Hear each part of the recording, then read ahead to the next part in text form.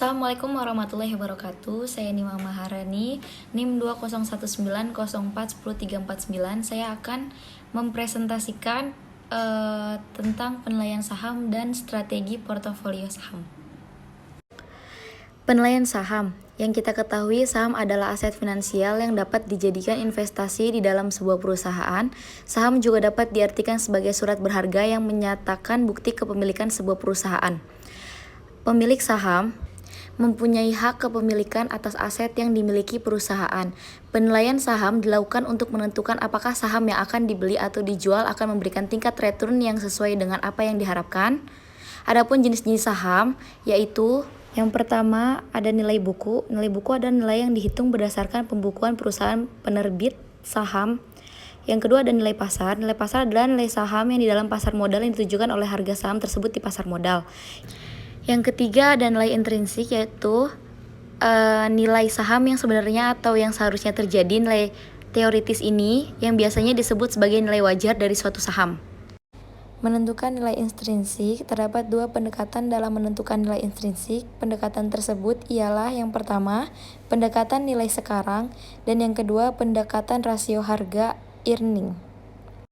Pendekatan nilai sekarang. Pendekatan ini dilakukan dengan menghitung seluruh aliran kas yang akan diterima oleh pemegang saham. Penilaian suatu saham itu yang pertama, estimasi aliran kas saham di masa mendatang.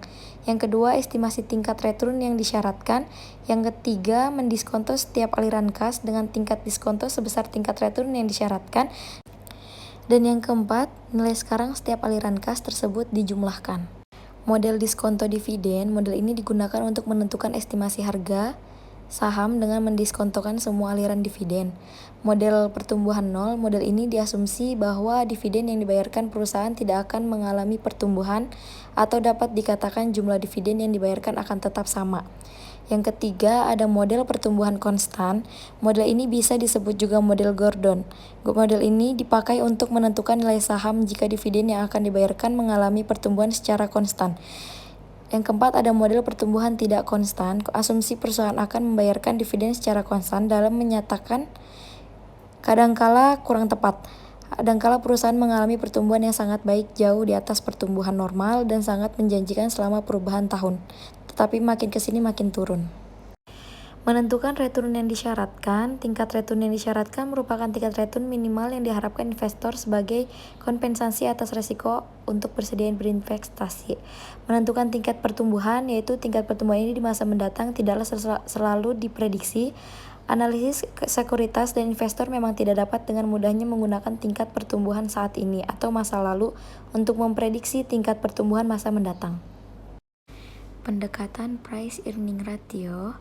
Pendekatan ini yang lebih populer dipakai di kalangan analisis saham dan para praktisi. Dalam pendekatan PER atau disebut juga pendekatan multiplier, investor akan menghitung beberapa kali nilai earning yang dicermin dalam harga suatu saham.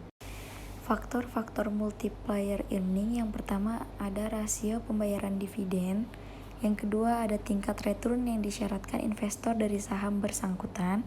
Yang ketiga ada tingkat pertumbuhan dividen yang diharapkan dari saham tersebut. Pendekatan penilaian saham lainnya yang pertama ada rasio harga terdapat nilai buku.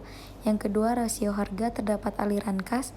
Yang ketiga ada economic value added. Strategi portofolio saham ada strategi pasif, yaitu beli dan simpan mengikuti indeks, dan strategi aktif, pemilihan saham, retorasi sektor, dan momentum harga. Strategi pasif biasanya meliputi tindakan investor yang cenderung pasif dalam berinvestasi pada saham dan hanya berdasarkan pergerakan sahamnya pada pergerakan indeks pasar.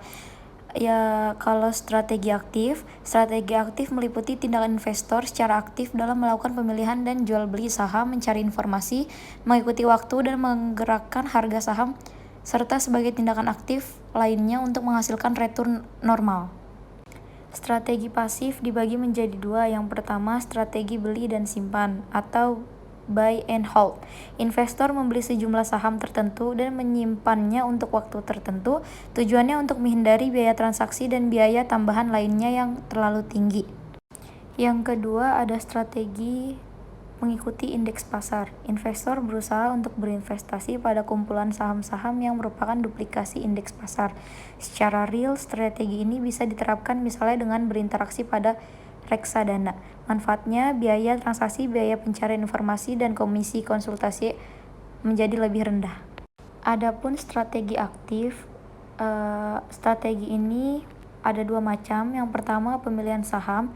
Investor secara aktif menganalisis dan memilih saham-saham terbaik dan dimasukkan ke dalam portofolio saham, sehingga investor bisa memperoleh manfaat pengurangan risiko tanpa mengurangi return. Yang kedua, ada rotasi sektor. Dalam strategi ini, investor bisa melakukan dua hal, yaitu melakukan investasi pada saham-saham perusahaan yang bergerak pada sektor tertentu untuk mengantisipasi perubahan siklis ekonomi di kemudian hari.